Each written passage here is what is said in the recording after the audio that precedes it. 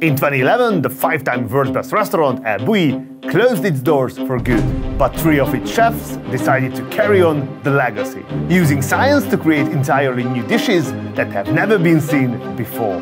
And today is the best restaurant in the world. This is Disfrutar. We are here in beautiful Barcelona, where the sun shines, the sea glistens and the sangria flows. The Barcelona we know today didn't always look this way. In fact, not long ago, it was a concrete jungle choked with traffic and the seaside lined with factories. It all changed leading up to 1992, when Barcelona hosted the Summer Olympics. It would make history both for the city and for sports. City officials built a ring road around the city, got rid of the factories from the coast and put in a beach. 32 years later, we cannot imagine Barcelona any other way. In the city center is the district of Eixample, where we find Europe's top tourist attractions thanks to Antoni Gaudí, as well as today's restaurant. From the street, Disfrutar looks more like a hip little gallery than Michelin 3-star. But inside is a whole new world. After a warm welcome, we meet Andrea, who shows us that this place just keeps going and going and going. A quick guide change and we meet head chef Eduard Xatruch. He's actually one of the 3 head chefs here at Disfrutar, along with Oriol Castro and Mateu Casañas. They were colleagues at the groundbreaking Bulli, a restaurant that operated for 25 years and became a legend in itself. Bulli head chef Ferran Adrià became an icon and set the stage for other chefs that challenged the cooking supremacy of France. Bulli changed the face of gastronomy by giving birth to new techniques and creating things with food that had never been seen or heard of before. They were so focused on innovation that the restaurant would be closed up to 6 months per year, so Adrià and his team could invent new dishes. In 2002, when the world's 50 best began, Bulli was named #1, something it would do again in 2006, 7, 8 and 9. This is a winning streak equaled only by Noma. In 2011, Chef Adrià announced he would close for good, sending shockwaves through the culinary world. Although Bulli the restaurant is closed, it lives on through the Bulli Foundation, a movie called Bulli Cooking in Progress and the chefs it inspired and developed over the years, like the 3 guys here at Disfrutar. They worked together for 16 years at Bulli. When it closed, they stuck together, calling themselves Castro, Xatruch and Casañas, or CXC. They first opened a casual restaurant in Catalonia called Compartir in 2012. The next year, Disfrutar was born, where they continue to evolve on Bulli's tradition of avant-garde cuisine. Chef Xatruch continues the tour in the wine cellar. When they first opened, they had 120 wine selections. Today, there is more than 10 times that amount. But notice, this is not a fancy place. It goes for function over style. Perhaps it's because there are no investors pumping millions into this place. They decide where every penny is spent and have full control over their creative vision. Also down here are the catalogues. Each year, around 70 new dishes are created in the research lab. All of the recipes and techniques are documented and recorded. You would think they might want to keep them secret, but they don't. In fact, they publish everything and make it available to the public. Each dish even has a QR code linked to a video that takes you through each step. You can get them in English or Spanish on the Disfrutar website. This practice of releasing secrets is something they learned at Bulli, who was the first to do this in 1998. At the table, our drinks are taken care of by sommelier Rodrigo. First, we get to try 2 water infusions created in the research lab in 2023. One is infused with South American fruit called lulo and looks like a tomato but tastes like a mix of rhubarb and lime. The other is inspired by coffee and is smoky and aromatic. For wine, there is one pairing for 160 euros, but instead I talk with Rodrigo to create a little gift for myself by ordering 3 wines right away to drink throughout the meal. I am in the mood for an older champagne. I see the year 1995 and it looks exciting and at a good price. It's from producer André Beaufort. I like to try older vintages and they are so hard to find. I choose a white Burgundy because it's one of my favorites. I was at a wine tasting a few days before coming here and I tried the Pinot Noir from Caroline Moret. She's the wife of a wine producer I really like, named Pierre-Yves Collam. I asked Rodrigo and he comes up with a 2021 Premier Cru. I love discovering wines like this. And since no one knows a wine cellar like its sommelier, I asked Rodrigo to surprise me with a truly serious red wine. He comes back with this Castillo y Gay Gran Reserva 1968. The grapes used in this wine were grown at 485 meters above sea level and harvested by hand. Here at Disfrutar, they believe that there is no innovation without disobedience. So, this is the menu. No names, no descriptions, just qualities and emotions. Let the adventure begin. First to the table is this. Looks like a dessert, right? That the Smurf threw up on. It's not. It's a cocktail. Disfrutar's version of a pisco sour, using alcoholic ice foam. Cool presentation and it's super refreshing. For our first course, we go back to nature. Here we have 10 sprouts. Each of them holds a different concentrated flavor. It comes with a paper to tell you which is what. The plate is lined with a tomato jelly. Our server Adrian tells us we should start at the bottom and eat the sprouts one by one with spoonfuls of tomato jelly in between. Maybe it was the power of suggestion, but I could taste each flavor as listed. They add absolutely nothing to the sprouts. It's their natural flavor. That's the beauty of the dish. The qualities and emotions I read on the menu earlier are starting to make sense. This promises to be an exciting journey. So far, we have had 2 dishes in this 25-course festival tasting menu. It's a seasonal menu for 290 euros. They have a classic tasting menu for the same price, as well as a chef's table in the research lab. And that's it. Next, we are presented with different preparations around one ingredient: almond.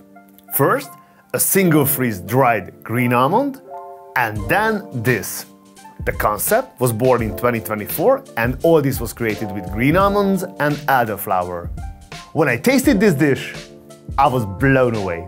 It was mesmerizing and dynamic with its textures and temperature. Our next drink took years to create and was perfected in 2019. It's a truffle vodka. They need to serve it as cold as possible to keep the alcohol from becoming too strong. You can start having a small sip now, but please save the rest for the next one. It's elegant and earthy, with umami flavors. It's an iconic Disfrutar dish that has been on the menu for 6 years. It's called pancino or Chinese bread, in English. Although it looks like a bowl of bread, it's so much more. Inside is a surprise: crème fraîche and caviar. It starts with the batter turned into foam. They put some on a spoon and then crème fraîche and caviar. Then more foam. The whole thing is deep fried for exactly 20 seconds. Amazing! By the way, if you like what you see and want to see more, consider supporting us by subscribing. It helps us grow so we can level up our game. In the course that follows, we see bread and caviar again.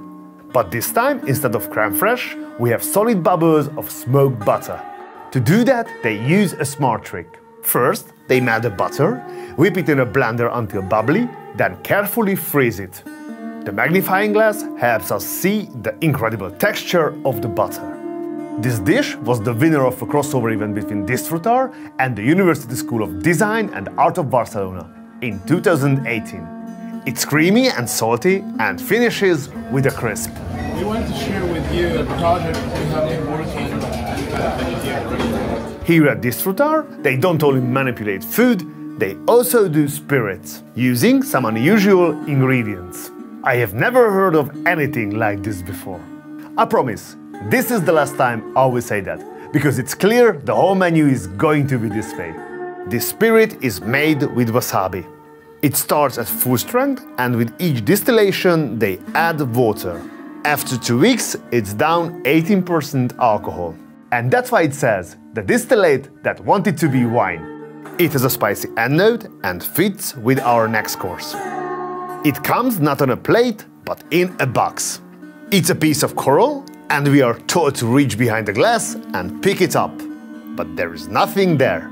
After we fail, we are told to taste it with our mental palate, using our imagination. Then the illusion is revealed and we can have a taste. When I actually pick it up, the bottom feels like sand. Although it was a bit of fun, the dish was so powerful, I felt the illusion was unnecessary. Now, I see this menu has a pattern. They create an expectation in your mind and then shatter it. The dishes keep coming. This is a salad, in the form of a soup. The ingredients are emulsified. The main one is olive. There is also pickled cucumber, tomato, almond, pistachio, and who knows what else. The next two dishes are based on mushrooms. Looking at this first one, it doesn't seem mushroomy at all. More like a leaf in a bird's nest. But when I taste it, it explodes with concentrated umami flavor. It's made from mushrooms, fungi porcini butter and rice. I really enjoyed it. The next dish uses this machine. Into the jar they put alcohol and a lot of mushrooms. After a month of chemical reaction, they have mushroom vinegar. The device simply speeds up the process. Here we have mushroom vinegar and vegetable broth, and 4 mushrooms. 2 real, 2 imitation. The fake ones are shaped in mushroom form and filled with mushroom essence. Or, as they say in France, consommé. We also have a large oyster and an oyster leaf. I guess I don't have to say, it tasted incredibly umami. Rich, bold, deep flavors. So good. So far, this menu is super interesting and each course is amazing and tasty. I don't see it as the presentation of a self-serving arsenal of technology. It's a fantastic encounter with deep flavors. So many textures and flavors, so many unique ideas, such creativity. Technically, it's impossible to process all this. The service is friendly, but I feel the storytelling is a bit over-rehearsed. Next, a deconstructed onion soup, invented in 2022. It has egg yolk and truffle oil on the top. Underneath is frozen onion bread and Comté cheese that has been spherified. This technique uses a thin liquid membrane to create semi-solid spheres. When eaten, it creates a burst effect. I have seen this technique used recently with a hot and cold onion soup. It produces a unique mouth-watering dish. Our next dish uses a process called nixtamalization. At a university, I studied math and programming, not science, so I couldn't tell you how they do it. It's made with cream covered with liquid pepper in a reduction made from codfish. The next course looks like a pastry, but it's something totally different. The base is made from obulato, a type of Japanese rice paper. It's topped with a reduction of aubergine, a butter infusion of anchovy, and a reduction of red pepper. This course comes with instructions. We should start with the aubergine end first. It's a masterclass in texture. This is wonderfully airy and creamy. Our next dish is white asparagus with a reduction of cacao and parmesan cheese alongside kimchi granita. It was a bit spicy and very exciting. I really enjoyed this dish as well, especially the kimchi granita.